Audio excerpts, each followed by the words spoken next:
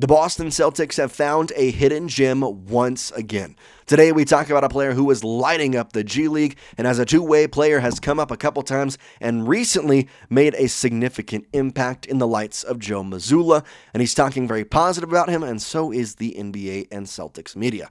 Welcome here to Celtics Digest, everybody. I'm Jace Andrews. I appreciate you hanging out with me and tuning in to this late-night version of Celtics Digest. Hope you have had a wonderful Saturday, or if you're watching this on Sunday, hopefully you're going to have an amazing day. But let's get into today's video and talk about the Boston Celtics and kind of the, I'm not going to say predicament, but the situation they are in right now.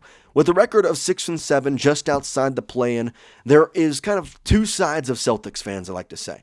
There's the one side that says this team has shown sparks and can have legitimate aspirations to get to a playoff seed, and if you get that, you can bring Jayson Tatum back and immediately think this team has contending aspirations. There's another side of Celtics media and Celtics fans that believe this team is good. They could be that, but in some aspects, I don't know if I want them to, and I don't think they've shown enough that I can believe that. We're right now 6-7, you're in the bottom tier of the league. I'd rather just keep losing. I'd rather get a lottery pick, be something where we can get people for next year and have this team be more better, or even better next season with the players at hand. I think there is a split of this, and it's an intriguing conversation to have, especially with the upcoming games being the Clippers and Brooklyn, which in the next literally week, you have 3 games all against teams that are way below you, in my opinion. So that kind of puts us to a tipping point. If they win these 3 games, do the Celtics try and go and see what they can do in this year? They lose 1 or 2 of these games or look horrible, I think it's an interesting spot. I mean, I say even past this, if you lose even 1 of these games, you then have to go on a 5-game stretch facing Orlando, a playoff aspiration team in the East, Detroit, the number 1 team in the East, Minnesota, a very good team in the West, Cleveland, one of the better teams in the East, and New York, championship aspirations in the East. That is going to be a tough schedule, not to mention right after that, I mean, yes, you get Washington, but then you have the Lakers, the Raptors. There's a lot of tough schedules coming up. There is one thing, though, that is a positive and maybe could tip that scale to where the Celtics have maybe some more aspirations of playing better. The Maine Celtics talking about their prospect in Ron Harper Jr. Now, when he signed, we made a video about how he could be a sneaky signing, and he's kind of paying dividends to that in a lot of different aspects. But most recently, he did come up and play with the Boston Celtics, obviously being on that 2-way contract.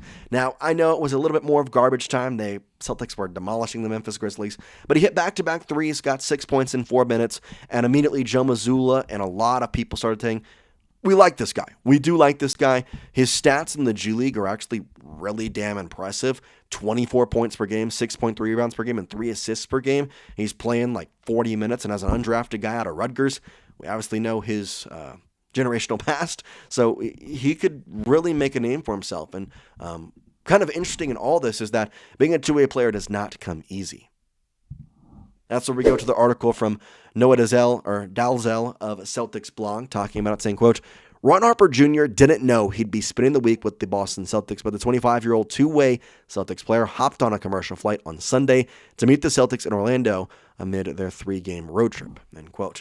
Obviously, we know he ended up not playing in that, but he has appeared in 2 games, both back on November 1st against the Rockets, in which he had 10 minutes, had 2 points, was over 4 from 3, 1 for 5 from the field. Not great in that aspect, but then came back here, played again against Memphis. And again, garbage time or not, you still got to make the shots. 4 minutes, 2 for 2 from the field with 6 points. Also had a block as well.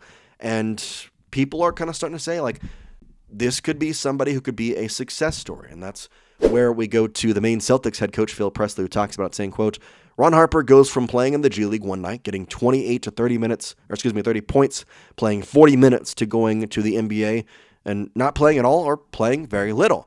In the G League, his usage rate is extremely high. Then he goes to the NBA and it drops dramatically. You have to be adaptable, so that's something that we talk about on a daily basis. He's been pretty adaptable, if you ask me.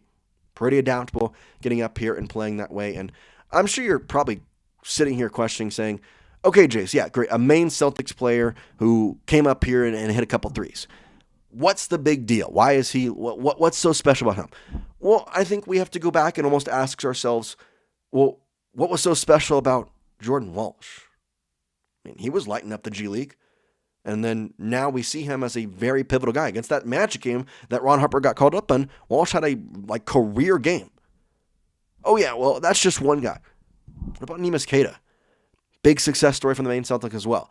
The point I'm trying to make in all this is that Ron Harper Jr., with the way that he is playing down in the G League, with the adaptability that he is getting from moving from Maine to Boston, and on top of it all, the, I guess, vote of confidence from both coaches. Phil Pressley, the Maine Celtics head coach, has consistently and constantly been on Ron Harper Jr.'s side. I know that obviously he's seen him a little bit, given that the Maine Celtics have had Ron Harper Jr. before, and he sees the work ethic. He sees, obviously knows his father, and being undrafted, being able to kind of work his way to here, it's something that he's had to work toward. And Joe Mazzulla says the same thing. He's like, I talk to Phil Pressley a lot. We talk about lineups and who we're going to play and how that all works. And guess what? Ron Harper Jr. is a big discussion in all this. And so with this all to be said, I think at the Celtics right now, as I said, with them being in a pivotal spot in a lot of their season, we talk about the sparks that some of these guys have had in the early parts of the season.